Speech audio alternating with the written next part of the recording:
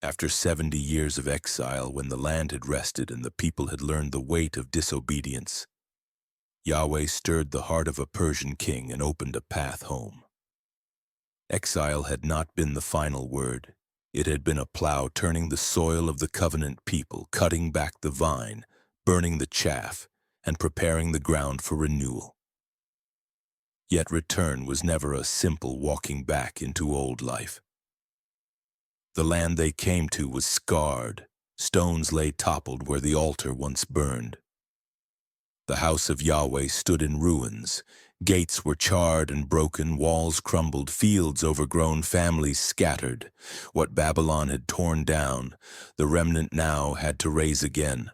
Stone by stone, memory by memory, obedience by obedience. Those who returned were not the whole nation, but a remnant.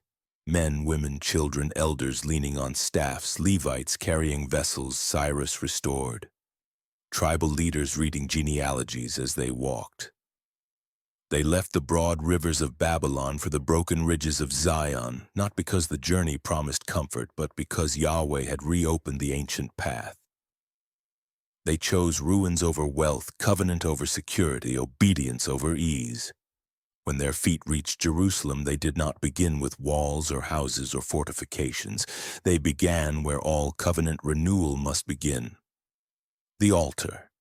They cleared the dust, found the ancient foundation stones, blackened but unmoved, and rebuilt the place where fire meets sacrifice. Worship rose before safety. Smoke ascended before walls. Songs returned before structures. Though the city lay in ruins, the covenant fire burned again, declaring that Yahweh's presence was the center from which all other restoration would flow. Then the remnant lifted their eyes to the hill where the house had once stood. They hauled stones from the hillsides and timbers from Lebanon, setting them with plumb lines and hammers. When the foundation was laid, the sound that rose was a mixture of weeping and shouting. Young men rejoiced, old men remembered, tears of memory fell beside shouts of hope. But as soon as they began, resistance stirred. Adversaries filed accusations, pressured officials, and disrupted the work until fear and weariness caused the people to pause. Years passed. The house remained unfinished. Then the word of Yahweh came through his prophets, reminding the people that they had roofed their own houses while his remained a skeleton of stone. Stirred, they returned to the work with renewed resolve. The house rose. Joy returned. Yahweh's name once again dwelled on Zion. But the city itself was still vulnerable, for the walls were broken and the gates burned. When Nehemiah heard this, it struck him as more than a physical problem. In Hebrew understanding, a city without gates is a city without justice. Gates are where right-weighing decisions are made, where elders sit, where testimonies are heard, where disputes are settled, where contract and covenant are protected.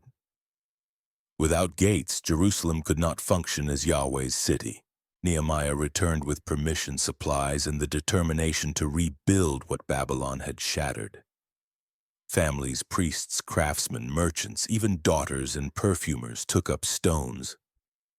With one hand they built, and with the other they held swords against the threats surrounding them.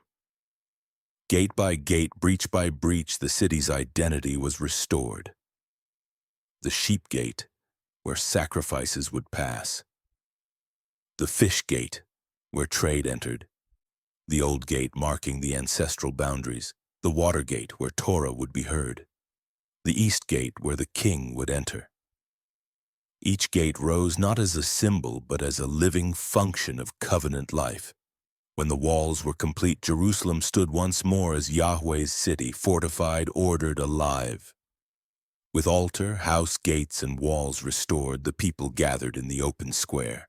Ezra stood on a wooden platform, opened the Torah, and the entire assembly rose as one. He blessed Yahweh, and the people answered, Amen, Amen, lifting their hands, bowing their faces to the ground.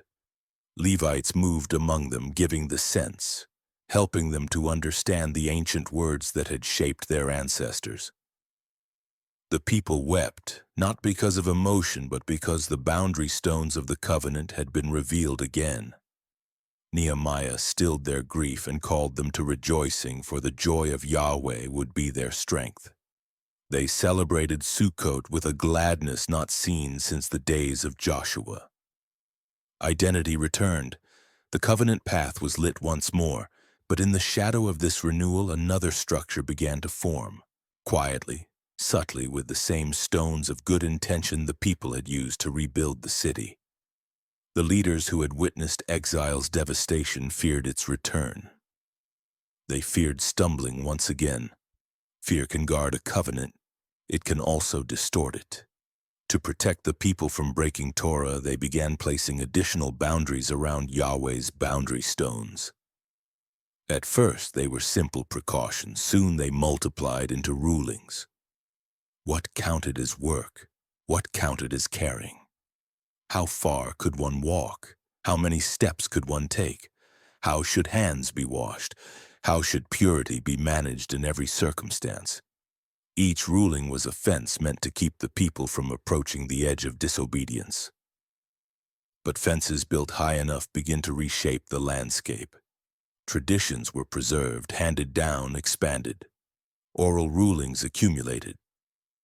Human decisions sat beside Yahweh's commands until the weight between them shifted. The yoke Yahweh had given, a straight, measured, life-giving yoke, was overshadowed by another heavy, splintered, and difficult to bear. What began as protection became a burden. What began as caution became complexity. What began as devotion became domination. In time, these added boundaries acted like moved boundary stones, false lines that obscured Yahweh's true ones.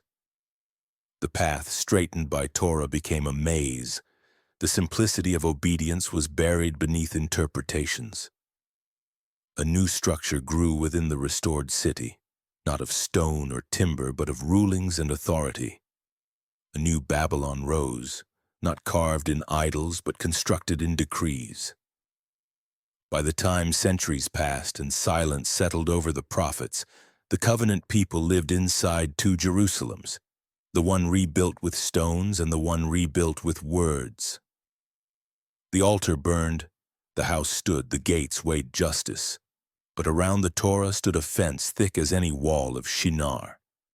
This inner Babylon, this system of human-made rulings, shaped daily life more heavily than the commandments Yahweh had given. Part 3 ends here, with a city restored in stone but entangled in a new corruption. The straight path has become crooked. Yahweh's boundary stones are obscured. The people recite his name but stumble under the weight of the fence built around his word. And into this world, onto these hills and through these gates, steps the one who will tear down the fence, restore the ancient boundaries, and straighten the covenant path once more, the King of Zion, Yeshua HaMashiach.